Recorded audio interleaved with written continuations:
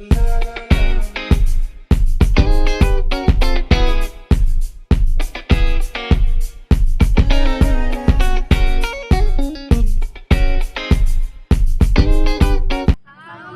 warahmatullahi wabarakatuh. Hai guys, kami dari kelompok 7 ingin menjelaskan tentang fungsi manajemen dalam pengorganisasian. Perkenalkan, saya Fiati Kori. Nama saya Evi Sabdiani. Nama saya Putri Amelia.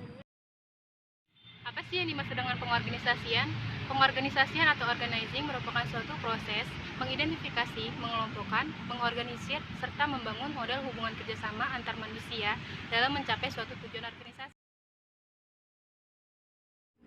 Selanjutnya yaitu fungsi pengorganisasian dalam manajemen yang terbagi menjadi 4. Yang pertama yaitu ada perencanaan, yang kedua ada pengorganisasian, yang ketiga wewenang dan tanggung jawab setiap individu dalam suatu organisasi agar menjadi satu kesatuan untuk mencapai tujuan yang telah direncanakan.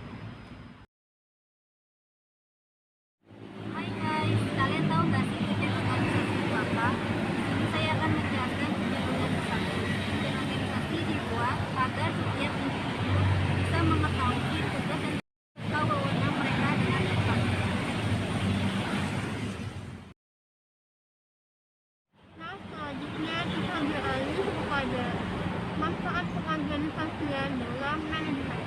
Nah, ada beberapa manfaat pengorganisasian dalam manajemen. Yang pertama yaitu mempermudah koordinasi antar pihak dalam kelompok. Yang kedua, tiap individu mengetahui apa yang akan dilakukan. Yang ketiga, mempermudah pengawasan. Yang keempat, memaksimalkan manfaat spesialisasi. Dan yang tiap individu semakin rukun dan harmonis. Itulah beberapa manfaat pengorganisasian dalam. Selanjutnya saya akan menjelaskan tentang prinsip pengorganisasian. Prinsip pengorganisasian itu ada 5. Yang pertama itu prinsip sterilisasi kerja. Prinsip ini seperti pembagian tugas-tugas antara karyawan dengan manajer. Yang kedua, prinsip otoritas atau wewenang. Dalam prinsip ini, hak untuk melakukan sesuatu, membuat keputusan, memerintah orang lain untuk melakukan sesuatu, dan mengalokasikan sumber daya atas nama organisasi untuk mencapai suatu tujuan organisasi. Yang ketiga adalah prinsip rantai komando.